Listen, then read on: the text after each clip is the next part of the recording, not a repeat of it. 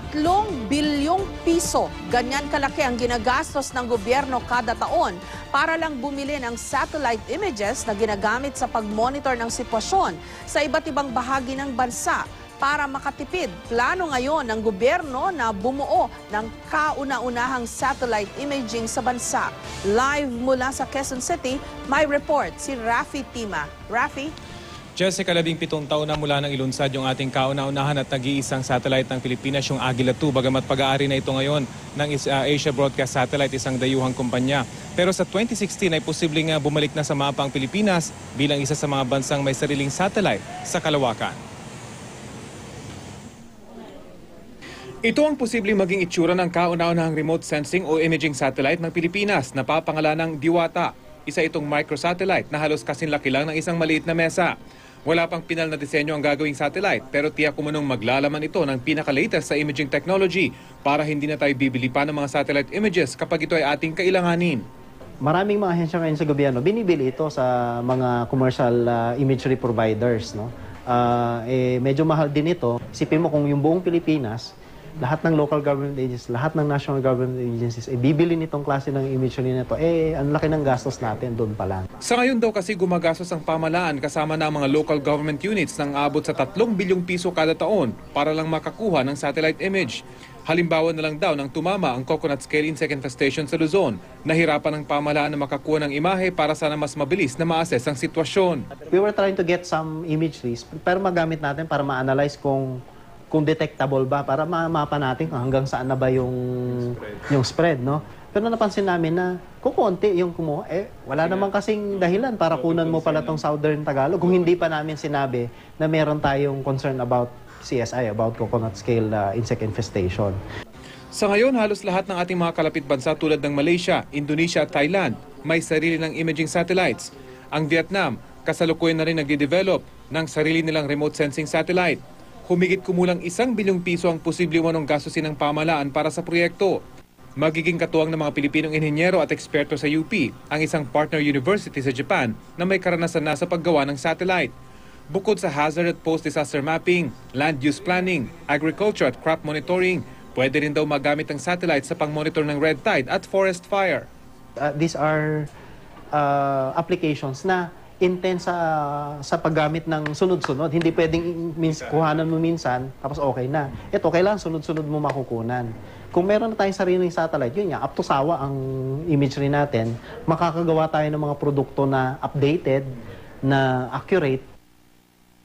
Sa ngayon, Jessica, nasa planning stage na raw ang gagawing satellite at sa 2015, inaasahang sisimulan na yung pagbuo sa Diwata satellite at paggawa sa ground control station nito na pangangalanan namang Pedro o Philippine Earth Data Resource and Observation Center. Kapag walang naging aberya, sa 2016, bago matapos ang termino ng Aquino administration, ay posibleng i-launch na ito sa kalawakan. At dahil isa lang itong microsatellite o maliit na satellite, ipapali pa rin ito sa kalawakan kasabay ng mas malalaking payload o yung tinatawag na piggyback launch. Bagay na malaking katipiran para sa bansa. Jessica?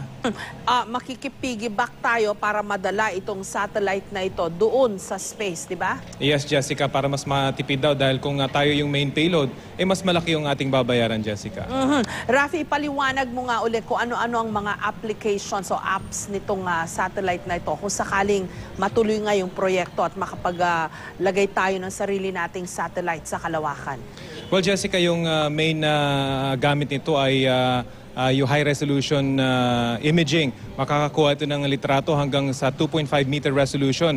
At hindi lang mga resolution na makikita yung normal na nakikita na sa mga litrato, kundi pati mga infrared images ay makukuha nito. Ito yung pwedeng makakuha ng heat signature, pagbabago sa temperatura ng lupa. So, may iba-ibang micro spectrum daw yung makukunan ng ilalagay nilang high-resolution camera dito sa satellite na ito. At bukod nga doon sa pag-monitor, for example, kung meron na nangyayaring infestation, katulad ng pinaliwanag sa atin kanina, kung may infestation na, ay pwedeng makakuha ng images nito mula sa kalawakan para makita kung gaano nakalawak yung nangyayaring infestation. At pagdating naman sa red tide, Jessica, mamomonitor kung meron nangyayaring red tide sa anumang mga baybayin sa ating bansa. Mas mabilis itong makukuha at mawawarningan yung mga tao rito, Jessica. Siguradong makakatulong din ito sa paghahanda para sa mga kalamidad. Yes, Jessica, bukod sa post-hazard mapping, ay makikita rin dito kung ano yung diferensya kapag bago mangyari yung isang sakuna at pagkatapos mangyari yung sakuna tulad nung nangyari sa Tacloban. Matatandaan natin na after nung nangyari sa Tacloban ay nagbigay ng mga libreng images itong mga malalaking kumpanya, international companies dito sa Pilipinas ng mga bagong imahe ng nangyari sa Tacloban para ma-assess yung damage. Ito rin yung pwedeng magamit din natin kapag meron tayong sariling satellite, ay pwede nating i-point kahit saan sa Pilipinas itong satellite na ito para ma-assess kung ano yung pinaka-latest damage na nangyari kapag nangyari na isa ko na, Jessica. Okay, and as of now, sinasabi ng mga gumagawa nito, magiging cost-efficient ito. Mahal, pero in the long run, masusulit dahil sa dami ng pwedeng paggamitan nito. Yes, Jessica, kung imagine lang natin, halos 3 bilyong piso kada taon ang ginagastos hindi lamang ng pamahalaan, kundi ng mga LGUs. At hindi pa natin isasama dyan yung militar. Napakalaking gastos nito, pero sa 1 bilyong dolyar dahil microsatellite lang ito, o 1 bilyong piso dahil nga microsatellite lang ito, maliit na gastos lamang yan. Pero napakaraming paggagamitin.